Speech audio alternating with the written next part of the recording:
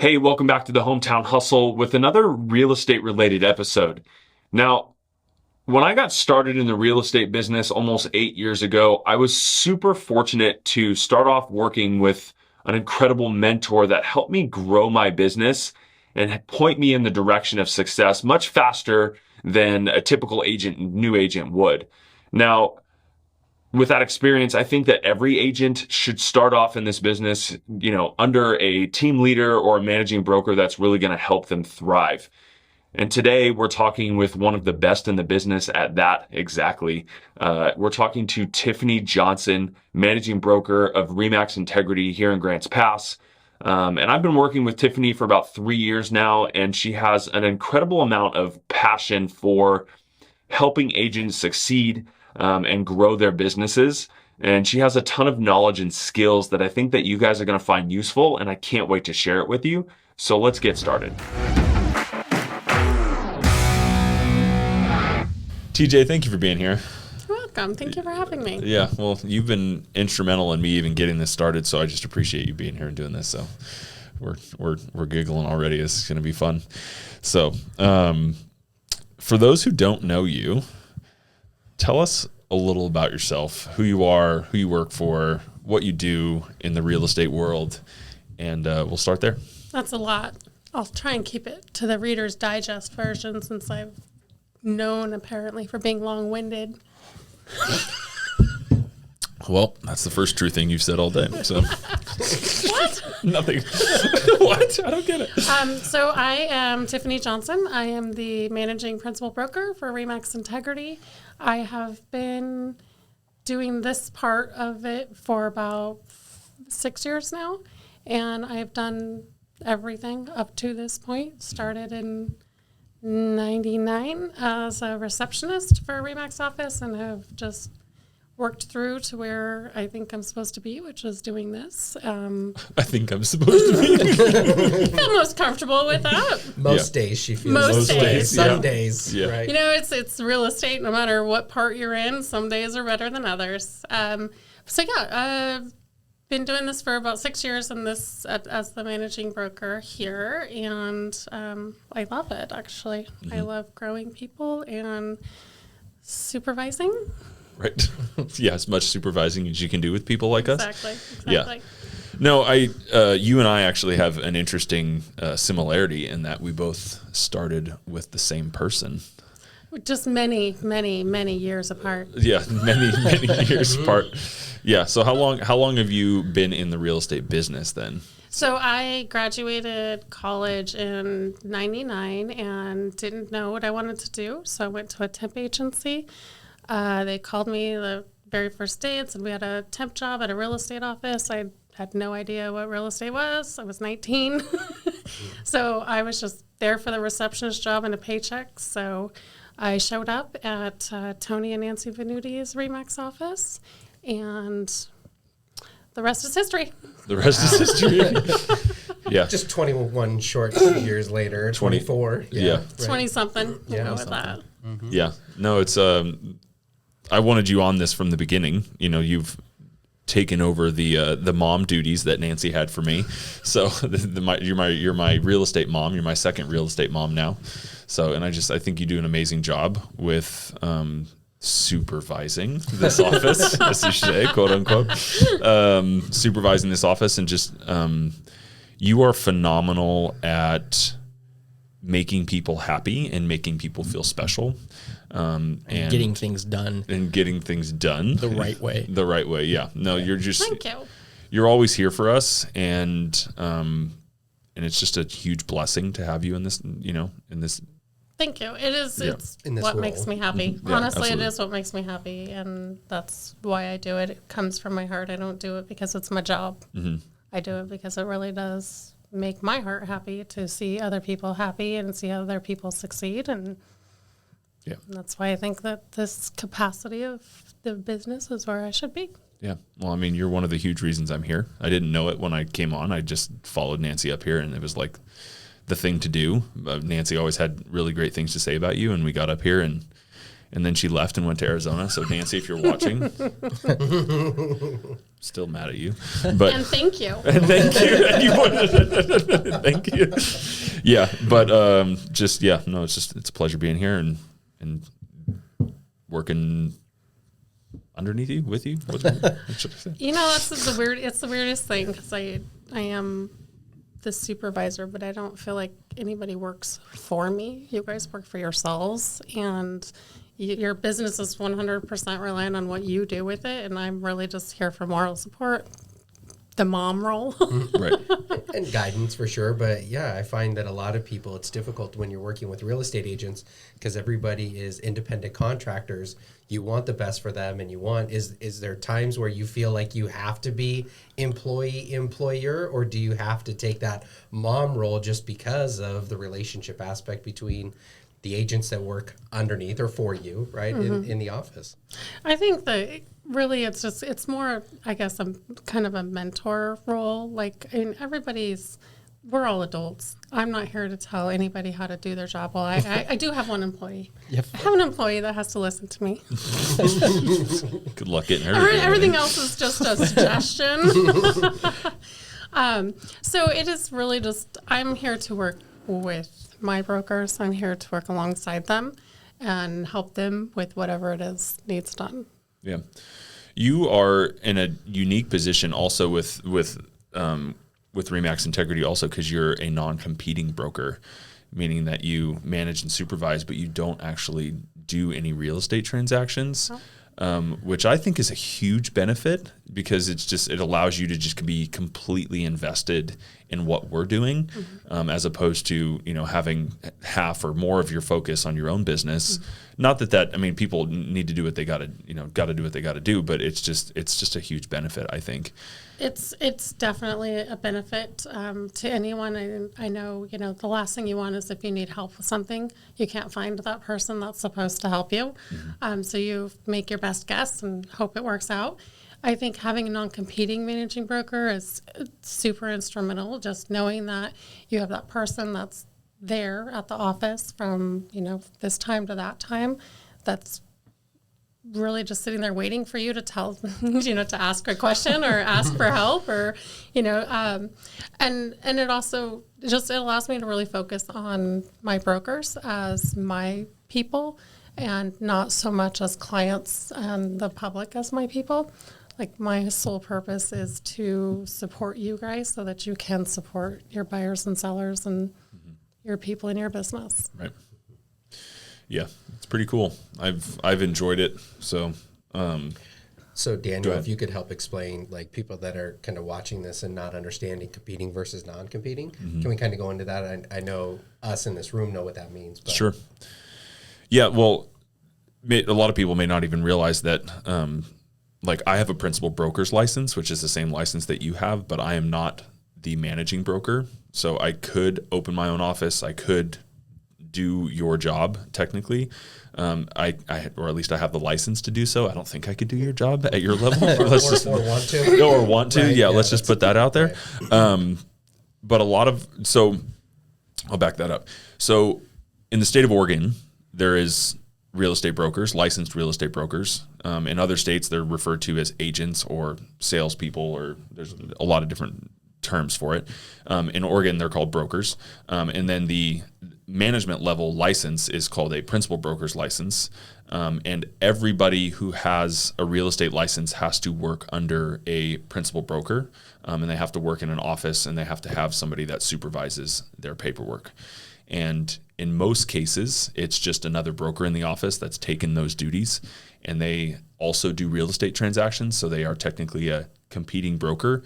So like the most obvious example of like why that could be an issue is, like, say you and I are doing a transaction together, and you represent the seller and I represent the buyer, and there's some sort of negotiation that goes on. Like, for me to have to ask you for help or something, or a piece of advice, you still have to have your client's best interest in mind, but also have to be able to give me advice, and that can get tricky. And there's other reasons, but does that make sense? It makes total sense. I think one of the other things too is none of my brokers have to worry about me getting leads that could be going to them. I don't need leads. So all of our leads that come into the office, if random phone calls, walk-ins, anything, those go directly to our people. I don't have any interest in them outside of Right. my brokers turning them into a transaction or a client. So I think that's probably the number one thing that I hear as an advantage from other brokers is that they don't have, I'm not here to get leads or Yeah. any of that. Yeah. I hadn't even thought about that, but that could be a thing. And that's a kudos to you for him not even realizing or understanding that that's a possibility that can happen in the process. Like that just means you've done a good job of making sure that that's, never been an issue or not even could be an issue. But also that fiduciary responsibility, I think it's huge that if you as a person can't go and ask a question of your managing broker to gain knowledge and insight because you're concerned about the conflict that's there, that agent may not necessarily grow in their business because they're afraid to go to that next person and ask and make more mistakes, things like that. That's an inherent risk. Right. You and I did a deal together. Yep. And you were like, well, I don't think I can ask you advice. And I'm like, well, you can, but that's also why we have her. Yeah. It is, you have to, I would imagine if you were in that role, you'd have to be really careful about what you say and how you say it and all that kind of stuff. And I felt like Nancy was a competing broker, but I never felt like that was a thing, You have to have the right mentality to do that too. You have to truly be able to put on a different hat. And, you can't necessarily set aside your fiduciary duty to your client, but you have that same kind of duty to your brokers as well. So you really do have to put on those different hats. And I think from a broker standpoint, coming and asking the person you're supposed to ask, if they're the other side of that transaction, I think that hat it's a gray area.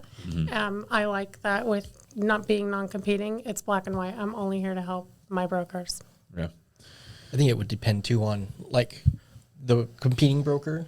I trust you, and I feel like when we did our deal, I could ask you questions, and I know that you had still my best interest in mind, and you would answer me truthfully and to your best of your ability, or send me to Tiffany. But some of the brokers that are out there Ruthless are ruthless and may not be so trustworthy, and I would be not as likely to ask them questions. Yeah.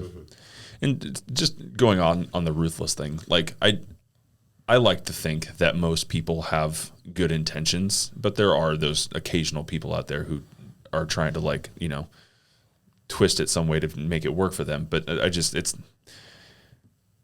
it's easy for me, and I know it's easy for her to just be like, no, this is, if I was in your shoes, this is what I would do. Right. That may not work for the seller or the client. Go ahead, Dan. Well, I know because you can take yourself out of the actual transaction itself and answer it on a higher level. I mean, I know that the question may be transactional or very specific to the transaction, but you can look at it differently. There's other individuals that if they don't have the right intentions or they need a paycheck or they need this, that's amazing what it does to skew the perception of they think they're quote unquote helping you, but it's coming from a bias because they need a closing in 30 days. Yeah, that commission breath can really be. That's the hard part. So very decisive. If you're commission breath. if you're not worried about commission breath, then you can freely answer questions. Yeah. So I think it fits in both sides, whether it's you as the managing broker or you not caring more for the transaction than a paycheck, which I think all of us in the industry, lending, real estate, we all need to get to that point that the transaction is worth more than any paycheck. And Somebody write that down. It's recording. It needs to be written down too. It's not good or bad. The transaction is never worth the paycheck. The transaction needs to stand on its own. Right. Yep. Yeah, that's the first time commission breath has come out. That's that's Oh, crazy. I know. That's wild. That's the first time we've talked about commission breath since getting started. But yeah, commission breath is a lot. I'm sure people can relate when you're talking to a salesperson and you can smell it on them, like how much the money means to them. Like it's all about the dollars and all about getting the sale for them as opposed to the relationship or the transaction or, the goals of the client. And so that's a phrase that I think you need to coin, copyright, trademark. Commission breath. Yeah. But it's true. You can smell it on people when you're talking to them. So through the phone, through a text message, no doubt. Side note, no, I won't say any names, and this is kind of a sidebar, but had a We transaction. should say names. No. I can't. No. Bleep, bleep. Hopefully, they don't Daniel need to bleep listen them to out. this. Don't worry. Mother bleeping bleep. No, we won't. we hope that they are listening. to Yeah. us. So literally had an agent write an offer to another agent and said, well, you have to close by March 1st. And this was on the 6th of February. We have a short month, not even 30 days. And I don't want to get too granular on it. But that person said, no, counter back. And you have to close by the 1st of March. Right. So it gave a very short transaction. And the buyer walked away because couldn't do it. But that commission breath from that agent actually lost out on everything. Right. Even though we said, hey, give us 30 days to close and we can do it. They wanted it by March 1st, and that was the only offer they were going to take. Yeah, a 0% commission is. Yeah. Now you're just asked out of it all. Now you got nothing. And Yeah. your buyer's gone. That's one of the things that actually bothers me from my place in this industry is, we're supposed to be out there working for buyers and working for our sellers who are our clients.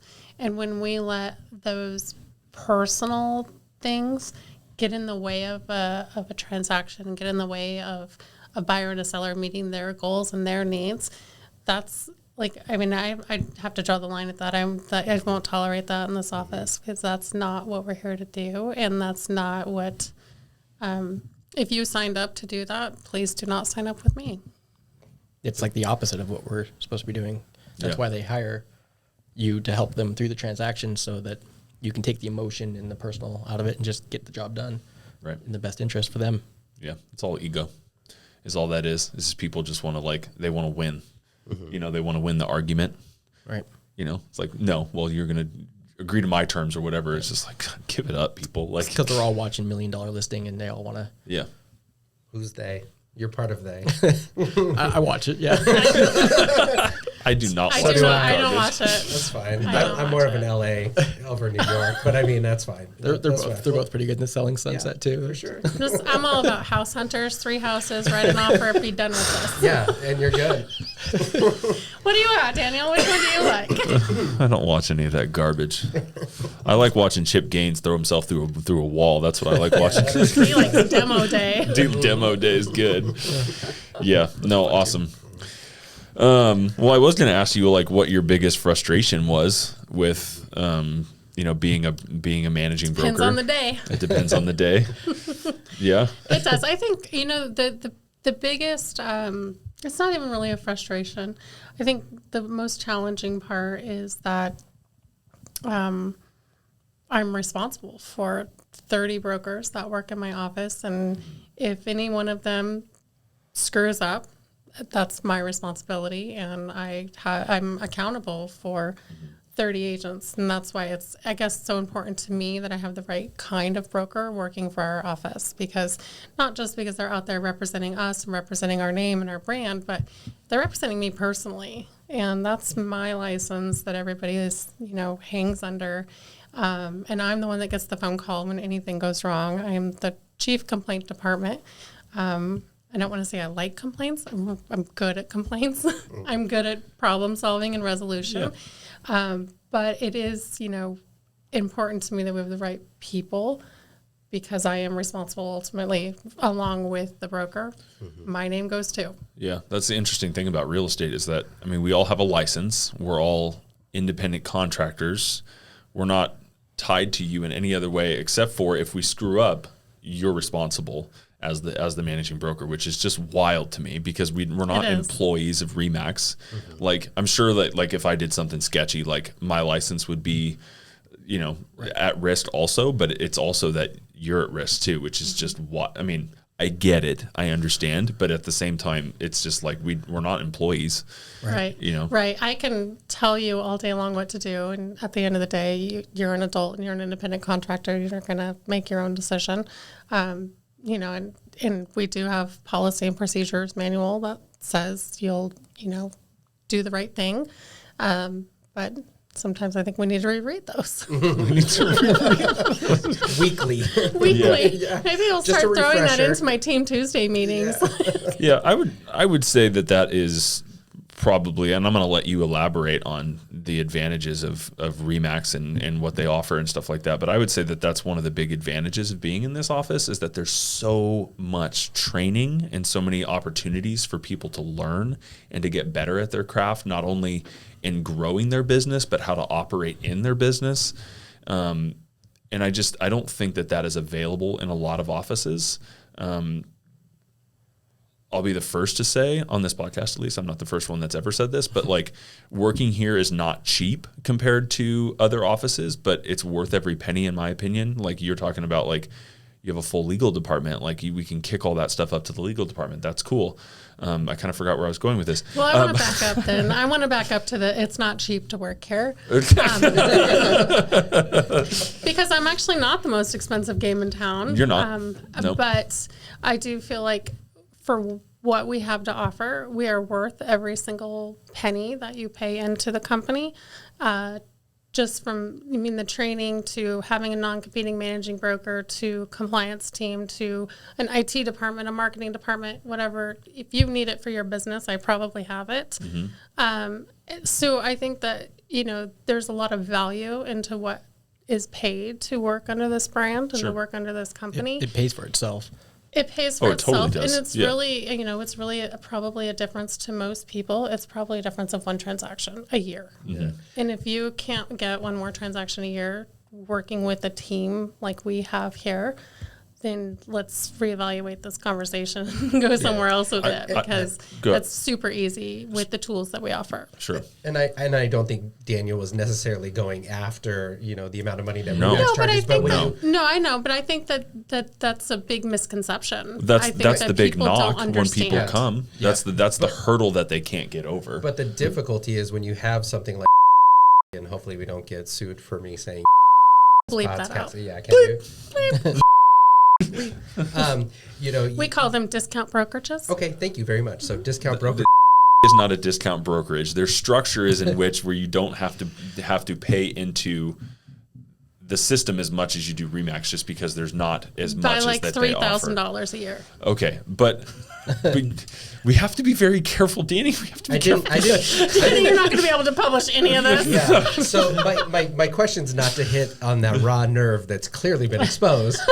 my question is, It's just a code of ethics violation is all. Right. So those discount brokerages from the backside, when consumers look at it, they don't really care or know the difference. But when you're a real estate agent and you have to stand in queue, or your avatar has to stand in queue on a digital platform until you could talk to a broker to help your question get answered, there's so many benefits that I see. People say, okay, if they're with that discount brokerage, they get to put more money in their pocket. Those people haven't experienced anything bad yet. Right? They haven't gone through something that says, okay, I need a legal team. I need a PD that's gone through stuff. And again, everybody can row their own boat and they can go their own direction. But I feel that those individuals that go that path haven't experienced it or seen the value on what a team can bring to you. I think that, it's hard if you've never been in that situation, but I have found just from my experience that people can and will sue for anything.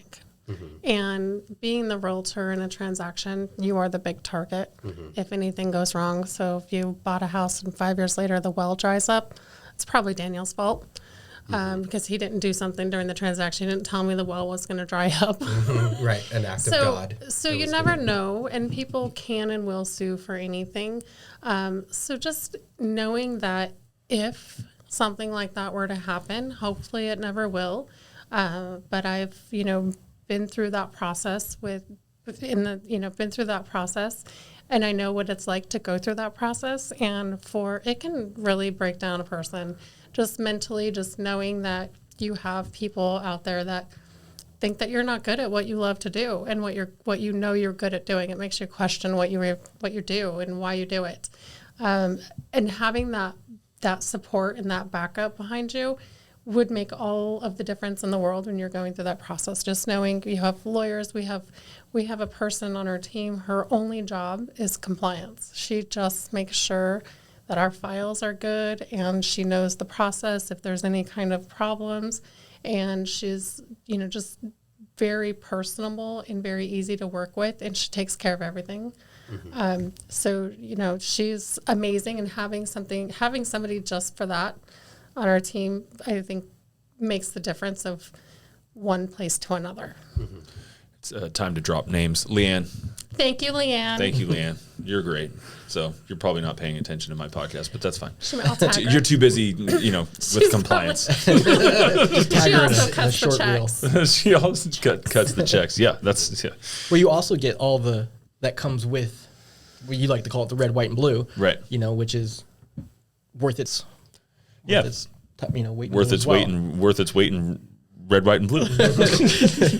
Yeah. No, I mean, how many times have you gotten a lead through people going onto the RE/MAX website? Yep. Or even just walking in the building because they worked with a RE/MAX agent in California or whatever. Yeah. I mean, that happens all the time. I think real estate and RE/MAX kind of go hand in hand. People, there's no It's question. Kleenex and tissue. It's Heinz and ketchup. It's, you know, It's just, it it's is liquid what it death and water. 50 years. Sponsorship He's really alert. trying to get the Yum. Oh, we're all taking a drink? Oh, Cheers. I only support the Bifano home team. That's right, baby. Home team. All right, sorry. Red, white, and blue. So go back to that. What you were saying? 50 years this year of RE/MAX in real estate. That's pretty big. And any newer company, newer model, anything like that, just they can't hold a candle to that 50 years of real estate experience with the brand.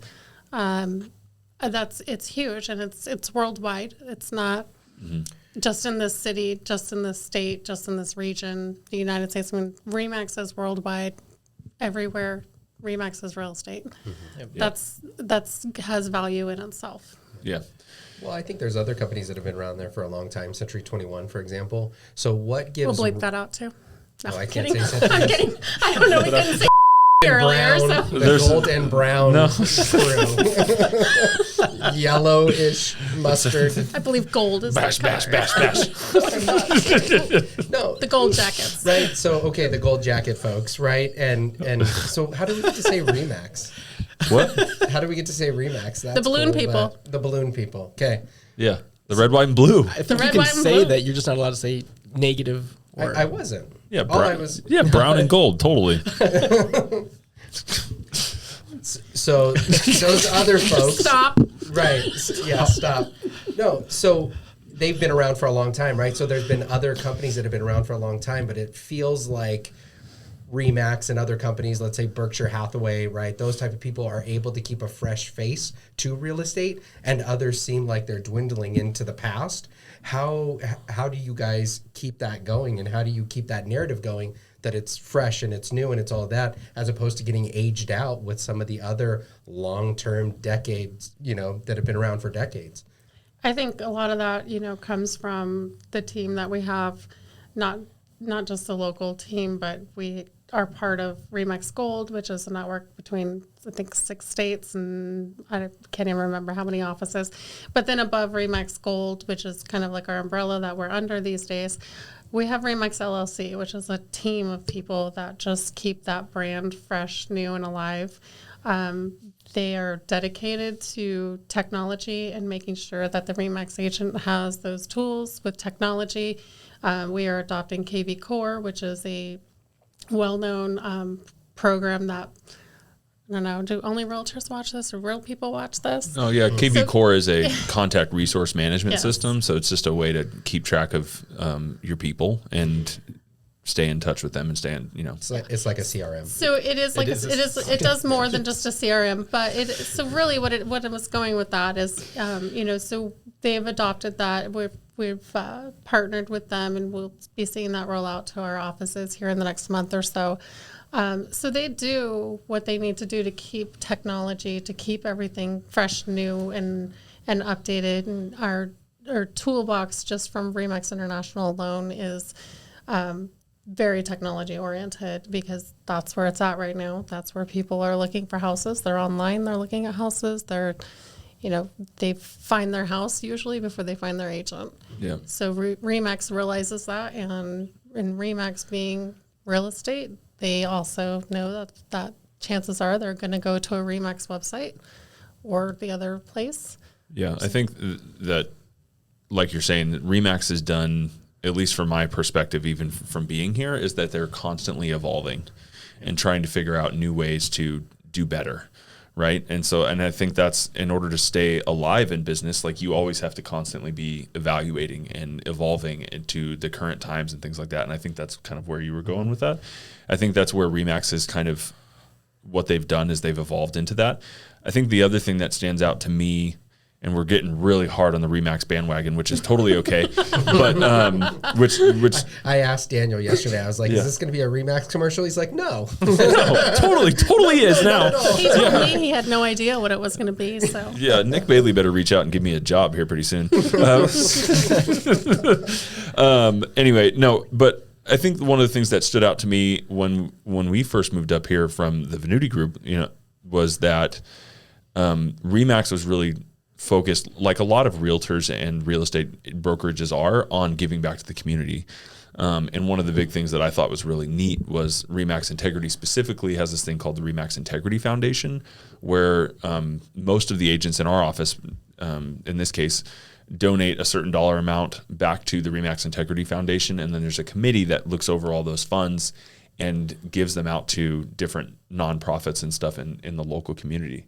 And so, like, it's like, what was it, in 2021, RE/MAX Integrity Foundation gave back, like, what was it, like $2 million or something like that, or $200,000 or something crazy? Sure, we'll own it. That's a big difference. 200 and 2 million. Really, so right in there. Close your ears, Dan. I know. As the lender, I'm like, oh. Yeah, what'd you say my pre-qual letter was? $2 million? $200,000. Yeah, it's just forgot. It's just 1 0. It's fine. It's fine. We gave away a lot of money, people. Okay.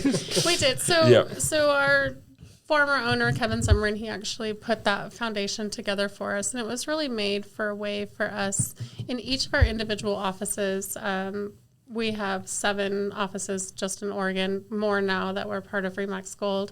But it was our way to actually be able to support super local events. So, like, here we support Boatneck, and we support the Kids Dash, and we support hopefully the library very soon. So we locally in our office can contribute to that. Management also contributes to that. Ownership contributes to that foundation as well. And then those funds are decided right in our office where they go and where we get to support our local communities. It's just an awesome opportunity for us to be involved in where we actually give back. On a national level, RE/MAX supports Children's Miracle Network, right, which is a great foundation that is really just geared towards children. And so that we kind of modeled what we do with our foundation after that, so that we could give back on a hyper-local position instead of just donating to a national. Terrific. Yep. Very cool. Yeah. RE/MAX commercial over. It'll be back. It'll be back. I bleed the balloon. I know. You bleed balloons? That's weird. Well, I know, it is weird. It is weird. Can you imagine? That'd be weird. Great at kids' parties. Great at kids' just parties. a hit, I bet. And open houses. Yeah. And open. Just bleeding balloons all over the place. Yeah. Great. Can you control that? Sorry for the interruption. Just wanted to remind you that if you're enjoying the podcast, please hit that like, subscribe, and notification button. It is the best way to support the channel, and without your support, this wouldn't be possible. So thank you, and let's get back to it. All right, so I have a question. Surprise, surprise, right, Daniel? Yeah, go for it. No. Just let it bleed into the next 2 or 3. Yep, you got it. No. So one of the things from my perspective as a lender and looking at working with real estate agents across the board, what is one of the things that you feel like real estate agents could do a better job in their transaction that would just have a ripple effect? Communication. Okay, all right. I think I shouldn't even let me finish it. Go for it. It's because it's the age old problem. I think in the industry is everybody communicates differently, and I think finding that means of communication in a transaction is super important. And if you don't, if you get an agent that never checks their phone, but they check their email all the time, or you get an agent who disappears. That's happened. Communication is so important because we're at the end of the day, we're all supposed to be working towards the same goal. And if you don't have your team solidly in place and answering questions, working together, it just kind of makes it more of a challenge for everybody. And I think even, for a realtor, even with clients, answer your phone. That's it. That's what clients want. They want that communication as well. I'm almost dumbfounded that you just said answer your phone. Like, that is such a crux to the business. But I see it from, what you see on your end. I just can't believe that that's actually happening. But it happens all the time. Yeah, I think it does. Or just I because don't know people that are it's busy? intentionally, because honestly, I'm in a different capacity, of course, but I can't always answer my phone. Mm-hmm. But I can usually send a text back that says, "Hey, I'm in a meeting," unless you guys made me take my watch off before I did this. But I can usually get back. Like, we are in a very technologically advanced era of the world. Right. Like, there's no reason why you cannot send a text, call, email, smoke signal. I don't care. There's no reason why you should not be communicating with everyone in your transaction, your lender, your escrow officer, your client, the other agent. There's just no reason not to be communicating. I think this is opinion. I think that a lot of people don't treat this like a regular job.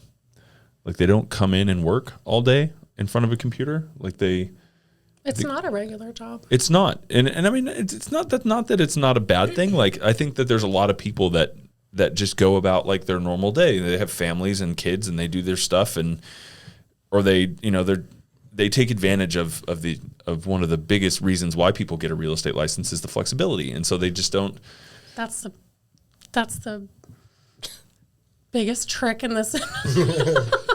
By flexible, you don't get to pick your schedule. You have to be flexible with your schedule. I respectfully disagree. I agree with you. I think that's like my favorite thing is I can, if I need to, come in when I need to so I can take care of my family in the morning, but I'm also fine with staying late or working weekends or whatever you need to do. And I think that you can construct your business in a way where people know not to call you at 8 o'clock at night.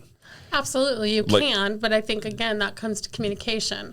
If you don't set those expectations with people ahead of time, they're going to call you at 8 o'clock, or they're going to wake up in the middle of the night and can't sleep, so they're on the internet looking at houses and they're texting you. And some people are going to feel compelled to answer them. Of course, and if you answer, you're training your clients to reach out to you at that time. And sometimes people need to talk at that time. I'm not saying that you shouldn't, but I'm also saying that people, if you're going to be in the real estate business and you want to design your own life and to create the kind of business that you want, that is one of those things that you need to do, is you need to create boundaries and you need to set boundaries. I fell into that trap numerous times through the first couple of years in my business. Dan can attest to that. Most people do. Yeah, everybody does. It's not, you can't get away from it because you want to help the people that you're working with, but you have to set boundaries. Like, if you get a phone call at 8 o'clock at night, unless somebody's dying, there's not anything you're going to be able to do until the next morning. Then why do agents call me at 8 o'clock at night? I do not call you at 8 o'clock at night. No. So I usually just Those text. were jokes. I usually just text. I'm on fire. Help! I am actually dying today. Please. But I would say it's not even setting boundaries. It's creating longevity in the industry. So you're setting yourself on something that's sustainable that allows you to be able to do that. But I don't think it's so much training your clients. It's understanding that you're going to be reacting and you're not going to have the appropriate response. Right. So Nancy, since we already brought her up, Nancy, at the very beginning, because I would pick up my phone and then I'd respond to whatever's on there because I do get clients all night.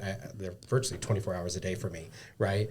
So, but when I would pick up my phone and I would respond, I was reacting. I was not responding. And so for me to do my clients a service, I actually need to take a deep breath, take a break, and respond adequately to their question, not react. While we're on this topic, because I think that you, Dan, are like the best at managing your schedule and like making sure that your boundaries are not crossed.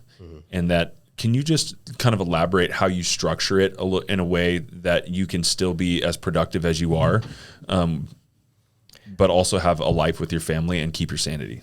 I think I need a pen to write this down that way because I think everybody needs to hear this. It's recording.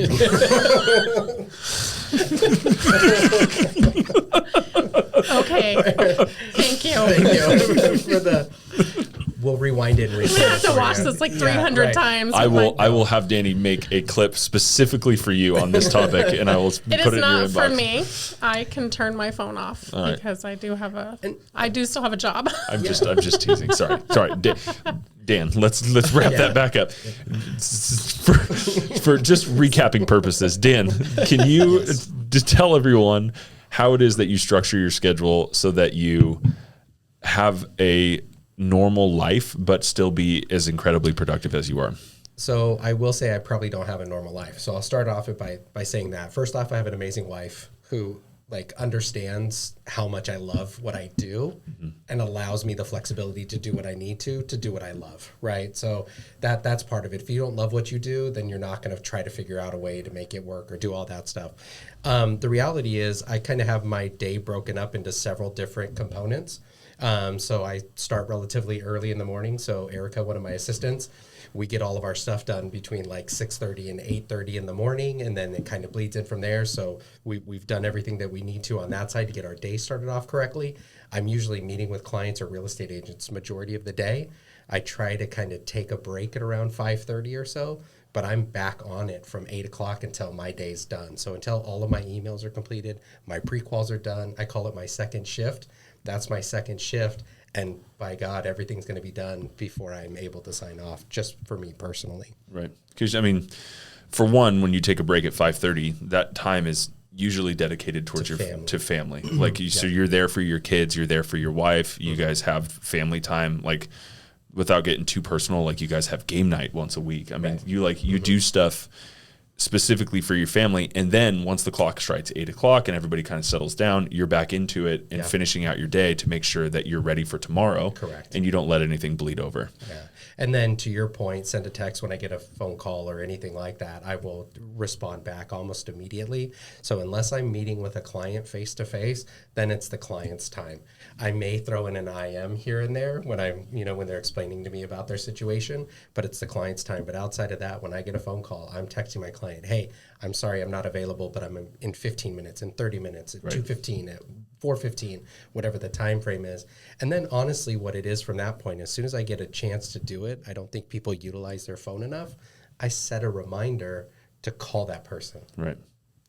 And I do it. Hey, right? Siri. Hey, Siri, call Robin Lasky. Yeah. Yeah. Set an alarm for 3 p.m. to, do whatever. And so I do that very regimented that allows me to be able to not miss anything. Yeah. And there are days too, when we talk about flexibility of schedule, you have a very similar schedule in a way, like you work from home like once or twice a week sometimes, don't you? Occasionally. I'm losing that a little bit. You're losing that a little bit. I'm losing that a little bit, but I tried to set one day a week to Right. just try to be human because I'm usually working during the weekend too.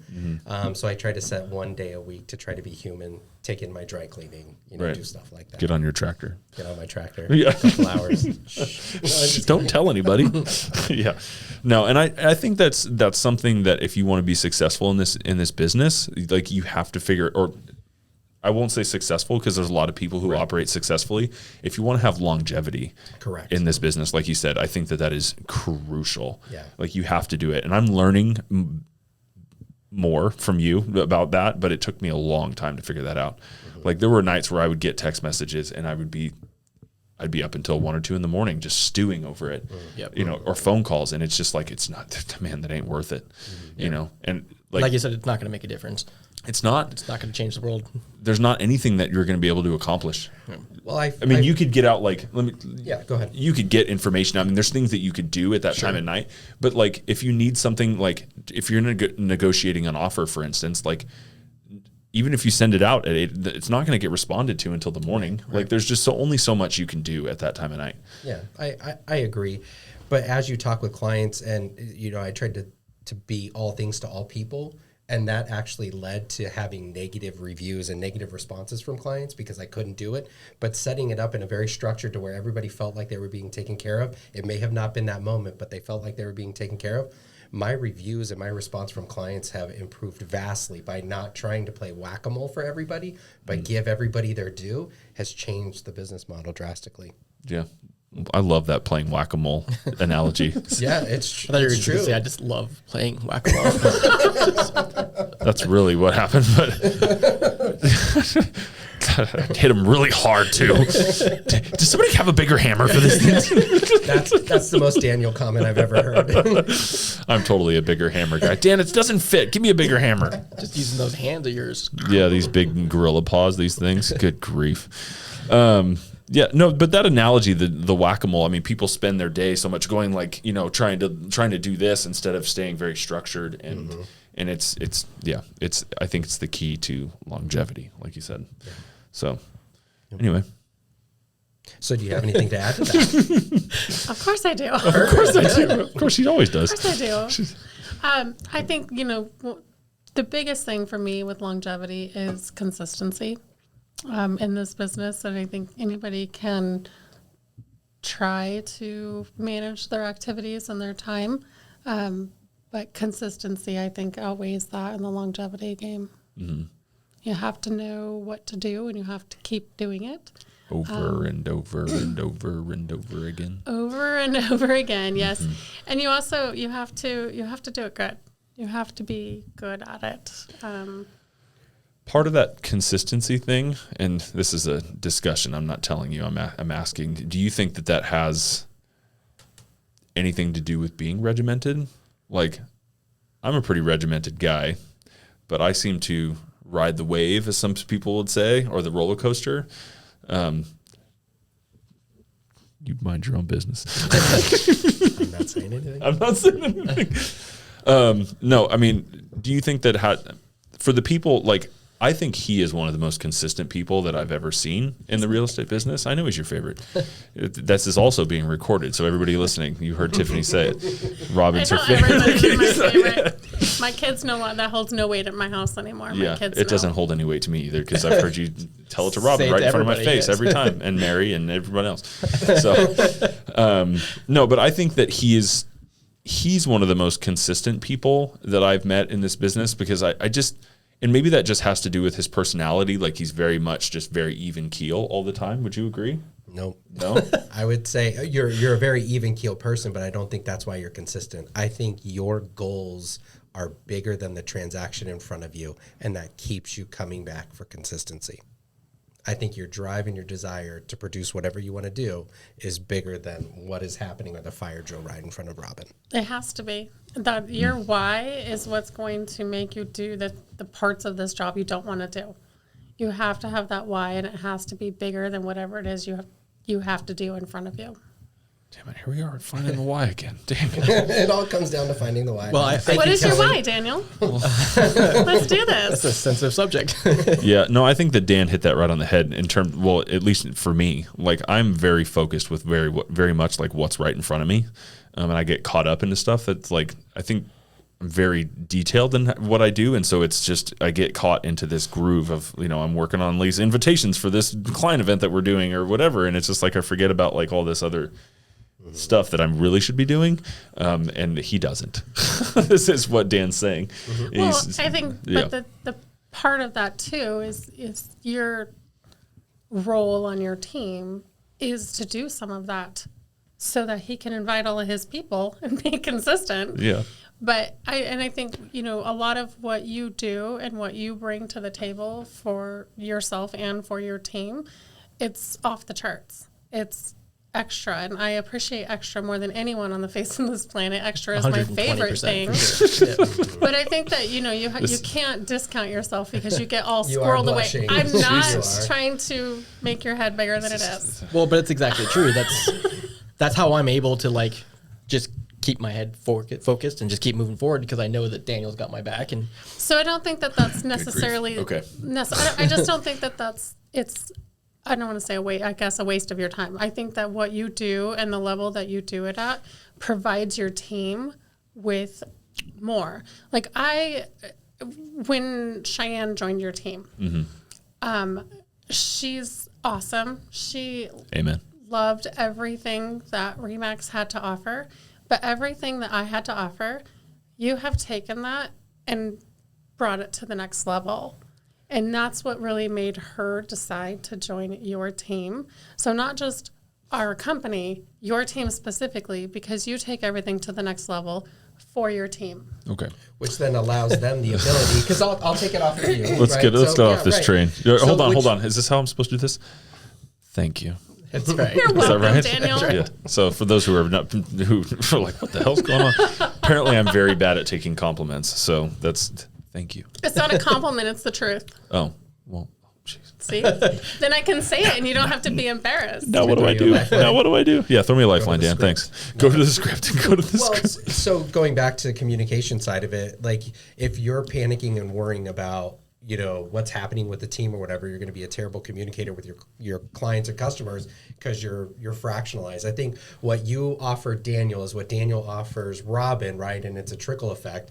It allows everybody the freedom that they need to be able to conduct their business appropriately. If you don't have the right people helping or in the trenches with you, you can't conduct your business the way that you need to. And I think that's a lot of times, if people aren't taking advantage of their superiors or their leadership, right, to help them to take it off their plate, to allow them to be able to communicate more, I think that's where the problem, and probably the agents that you have the problem with are the ones that don't buy into the rest of, sorry, not your current, maybe previous That's agents. okay. You can right, generalize it. That don't buy into it are probably the ones that you have the most struggle with. I don't struggle with my people. They're all Previous, awesome. I said previous people. So going back to the question of communication and just the topic of communication, because I feel that that's where a lot of things fall through in the real estate transaction. Why is it that some agents literally just go off the grid, as you said before? They don't answer their phone. They don't anything. What's the compelling reason in your thought process of why that happens? If I knew that, I could solve all the world's problems of real estate. I honestly, I don't know. I think, back to what Daniel said earlier is this isn't always somebody's top priority. This isn't their full-time job. I think that, in the last couple of years, a lot of people got into the industry and this isn't their full-time gig. So they're not focused on it all the time, or they have to wait until they have a break in their 9-to-5 job or something until they can get back to a person. And I think that some people are just not naturally good communicators. And I think that it all kind of comes into play. And hopefully, it's not just because we don't want to be communicating. But if I had the answer with this industry, it would be a lot better. I think that is the answer. It's not important to them. If it was important to them, they would communicate better. Do you think that sometimes real estate agents lose the fact that there's consumers on the other side? I've said this for years, Daniel, that I think real estate agents and lenders should have to go through the process every 2 years. Even if it's a mock purchase, I think we should all have to go through it to realize and keep it fresh, because I guarantee for that first 6 months after we went through the mock process of buying or selling something, we'd be much more communicative with our clients. I guarantee it. I think that is no doubt would be a good way to do that. And I think that this adds to the point that I think that there just needs to be more required training. Absolutely. I'm all for, I guess, just upping the professionalism of our industry. The entry level to get into real estate, in my opinion, is not super high. You take a schooling that's X amount of hours, you pay X amount of dollars to the agency, and you pass a test, and you can have a real estate license to help somebody with the biggest transaction they're probably going to ever do in their life. Most of what you learn in that schooling is a great foundation, but it is not applicable in day-to-day real estate, and it's not applicable in what we do as business owners. Which is essentially what you are when you're a real estate broker. You own your own business. It's, under an umbrella of a brand or something, but you own your own business. So you don't learn what you need to know when you go to real estate school and you do that online. You just click next. That needs to come up, in my opinion. And I also, along with that, the renewal process is 30 hours every 2 years, and it's next. I think that there should be more professional standards training involved in that, because of what we do for people and because of what we help them through. I think the level of professionalism overall, not just in this office and in this valley even, it just needs to be brought up a little bit more, I think, so that we are considered professionals and we are considered trusted advisors to this huge thing that people do.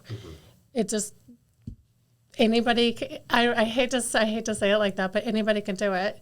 Right. But if you want to do it well, you need to work at a higher level. Well, the hard part is I think there should be a training designation in our industry. So lenders, real estate agents alike, I think that, if you're an appraiser and you're a trainee, you have a trainee designation, there has to be a certain amount of time. But the problem is, Robin, or for people like Robin, who just came out of the gate swinging, did a fantastic job his first year, I feel people like you would be penalized if we had some sort of level that everybody had to go through. Right. But I also think he had that. Like, he essentially had that because when he came into the business, he came in on Daniel's team under our RE/MAX brand.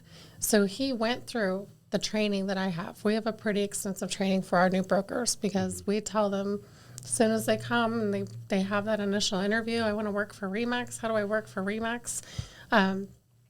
We have required training that each one of our new to the business brokers. It came back. RE/MAX came back. Well, it's what I do. Yeah. But we have a required training that each one of any new real estate broker has to go through.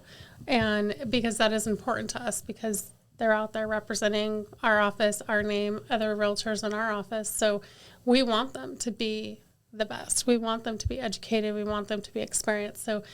So I think that he was 120% set up for success. And he also had that drive and determination and work ethic to just propel and just do better than most realtors do. I also read every book and listen to every podcast Absolutely. and talk about it all the time. And I do classes with you and learning from you. Like, it's not just, I definitely don't do the bare minimum. I do For the sure. most I possibly can. Yeah. For sure.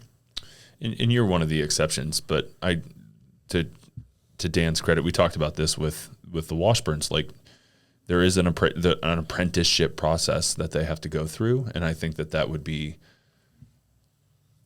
make all the difference in the world with real estate and lending. Like, if you had to go at least like work on a team before you could you only have to be in the business for 3 years to get a principal broker's license. You don't have to actually do one transaction. Mm-hmm. Stupid. You're an exception. I have done a handful of real estate transactions. But you're an exception. I've actually done a lot more because from beginning to finish, I hang out with you guys and I know exactly what goes into that process. But you understand what I'm saying, I get though? what you're saying. There's the experience. You have the experience just by being around the people that are doing it, but you could literally be hiding out in your home for 3 years, right? Not even around real estate, and then get your principal broker's license. Yeah, and then just open up your office and do business. It's what? No, I think that there needs to be some sort of training process. But do you see either of you, just because you're at different stages in your careers, do you guys ever see yourself getting in on a state level to help kind of change that? I know there's probably not enough hours in the day for either of you, but that's really the only thing for myself, it changes. Probably not, because I value my schedule and I value my time with my family, and I really like to be able to just turn it off. What's the reason why you're non-competing? Is that's your preference in life? It is. Yeah. It is. I'm in the stage of my life where watching my family grow and do that part. You only get to do that once, and I want to be there for it, and I don't want to miss it. So I've actually had to adjust a lot of boundaries in the last few years to do that, because I would answer the phone if you guys called me at 8, 9, 10, whatever, or sent me an email, I'd answer it. Yeah. But I've learned that I don't have to. And I think that, if you're around me for a hot minute, you'll hear me say, nobody's going to die. Right. So, and I've had to really kind of take that to heart.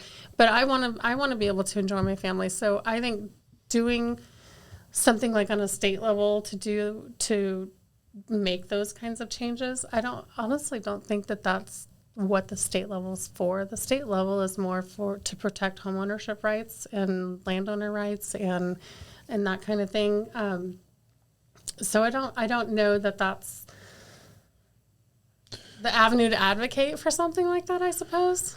Well, there's a state licensing that has nothing to do with the Realtor brand, of course, Absolutely. which I think that could change at that level, I think is what Dan's getting at. On the Realtor side of it, that has nothing to do with licensing. That has everything to do with the code of ethics and the Absolutely, and and just I think being a they've done member of the a NAR. great job with that code of ethics. And There's not much more you can do with it, I don't think. Right. But I don't. To answer your question, Dan, I think that this platform is my preferred way of trying to encourage people to be better. I don't know if I would want to do it in that form. I mean, I am an RVAR board member and Tiffany's an SLMLS board member. And so we're doing this stuff locally to like getting involved with that in that fashion, but I'm not sure if that's the answer. I think that's too big of a mountain for me to climb. But you know, It's it a really fair enough is. answer. It really is, and I think that most people feel that way, and that's why it continues in the fashion that it's been for who knows how long. It just goes back to being the change you want to see. Yeah. So you Absolutely. bring in the agents that you want and teach them and have your own training and your own rules. And that's And it's that's not what this just is that. for. I Who want- said that, by the way? Is that Gandhi? I think so. Probably. He Or- read a book before yeah. he came. Read a book before he came. Freaking Lasky coming in with the motivational quotes. Be the change you want to see in the world. He doesn't say much, but it's powerful. It is powerful for sure. No, I think that's the whole point of what. Going back to your question, Dan, that is the whole point of this. You know, of what we're doing is trying to be the change, inspire people to do better and to be better. And there's always going to be people that aren't going to want to do better and not going to put in the effort to do that. That's just human nature. But it's not. I feel like if we could just inspire a few people, I think it would make a huge difference. You know, does that answer your question? It does. I didn't mean to put you guys on the spot. It was No. just didn't know where the logical path was to get some of these things to change. But I agree, if this inspires somebody to go out and get more education or read books or, you know, sign up for Tom Ferry and, you know, get all the information that comes from that, I think that that's worthwhile. The problem is nobody's looking at the long term when they get into this industry. I don't think anybody comes in from day one and goes, man, I can't wait to retire from real estate. They're like, God, I got to make a couple of bucks. I think this is the easiest way to do it to get to the other side, right? I think that's a good amount of the people. Like very few go in and go, gosh, I can't wait to be a long-term real estate agent. Just doesn't happen. No, it doesn't. That's honestly, it's the reason I got into the industry. So the money I was making was garbage, you know, and I need to make more money. And that's why I got into it. Fortunately, I got on with Nancy and I got into a good situation where I was taught the right way. Lucky for that matter. It wasn't, you know, but that's not, everybody doesn't get that opportunity or that Just chance. you and I. What's that? Just you and I? Just you and I. No, I know a lot of other people. I have feel like gotten I got the same thing. I mean, You did, because it's you very, were, very similar. But again, like I saw a lot of people sign up with Nancy that couldn't handle it. They couldn't do it. You know, I mean, there's just, right? I mean, there was. it's not an easy job. I mean, No. I say it all the time, you know, most people get into the business because you all make it look too easy. That's our job, is to make it look easy. So if you have a client who's like, well, I could do that and I could make bajillions of dollars. Well, there's a lot more that goes into it. I've never made $1 bajillion. We're on our way. We're on our way. Try harder. It's the details try of the, harder. It's the details of the zeros again. 200, 2 million? What? Yeah, details, zeros. But it's not easy, and if you are in it for the long haul, once you've sold a house to your mom and your brother, if you really are going to build a clientele and you really are going to build a business and make a career out of real estate, it is not easy. It is very hard. And it's not just the business part of it, it's the emotional part of it. It's learning to manage your schedules effectively so that you can have enough time in the day to do everything. There's just so much more that goes into it. You don't just show up, sit down across from my desk and say, okay, where are my buyers and my sellers? I'm ready to do this, and then go cash your check. Yeah.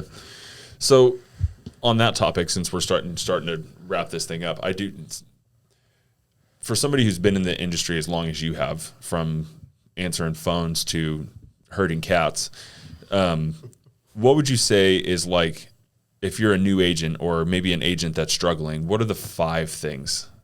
You don't even have to do 5. You could do 3 or 4. Or what do you think are like the 3 to 5 most crucial things that you need to do in order to move your business to the next level? Perfect your sphere of influence. Okay. The people that know you are most likely the ones that are going to buy and sell houses.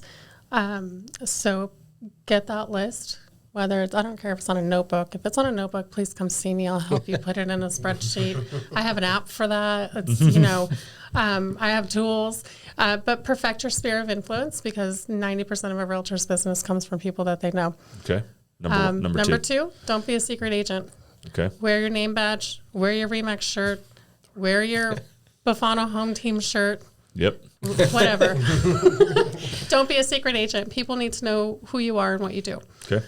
Number 3 is your environment. Your environment, I think, plays a crucial role in the whole thing. If you are sitting at home by yourself, feeling sorry for yourself, that's what you're going to be doing. Get up, come to the office, come be with people that are doing the things that you want to be doing. Come just learn by osmosis, be encouraged, be inspired by somebody else who's doing it. So come to work. Right. Okay. Number 4. Got it. I feel like I'm missing important ones, but sphere of influence. Can we go back to that one? Yeah. So number 1 and number 4, sphere of influence. I think if you're struggling, if you're not sure what's going on, you need to have a person. You need to have a managing broker. You need to have somebody, a mentor. Educate yourself. Get some training. Yes. There's real estate is basic, but you have to do it.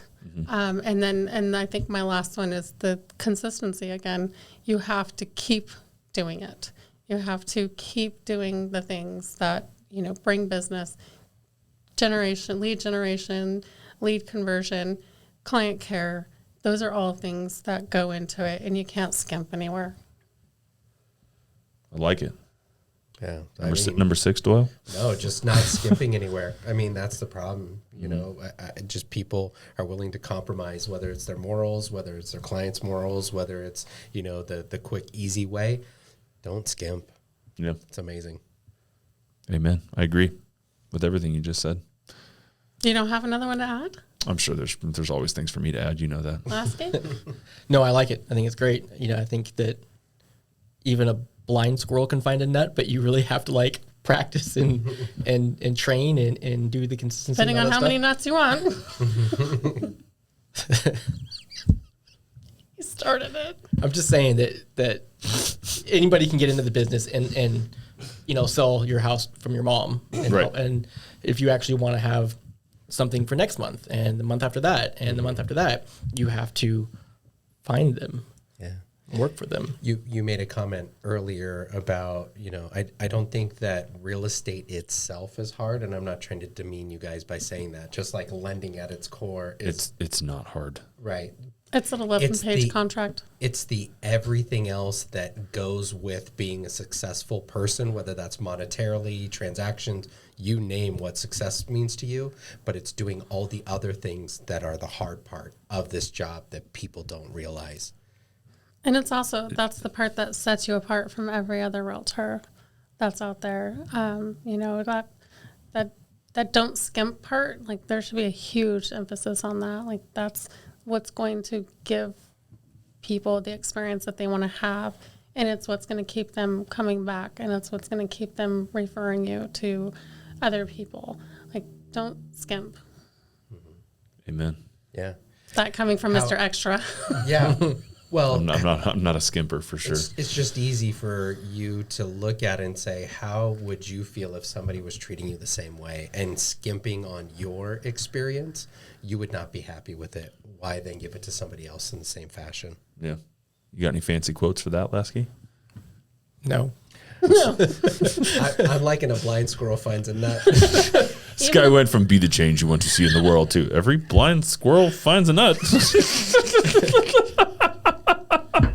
It's okay. You had one. That's good. I would. I'm cutting that reel for sure.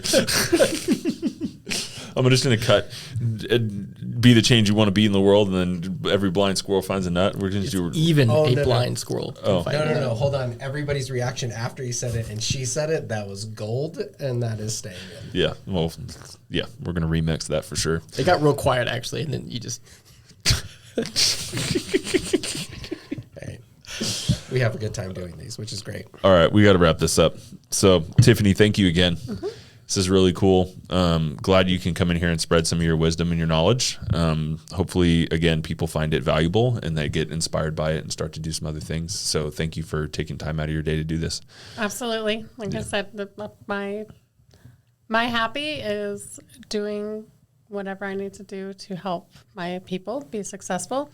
This is awesome. I actually love that you have vested this to bring what we do to the public. I think a lot of the time people just don't see what we do or don't see what goes into it. And so I think this podcast and the people that you've had on this podcast really kind of helps bridge that gap and educate people as to what all is involved in the process. So, Well, thank you. Well, hopefully we can keep doing it. And I just appreciate these guys for helping me out. So, absolutely. yeah, it's beautiful having you guys here. So, thank you. All right, we're out. Every blind squirrel finds a nut. Even Blind squirrels find nuts. No, even a blind squirrel can find a nut. Even a blind squirrel can find a nut. Is that right? That's right. Big nuts.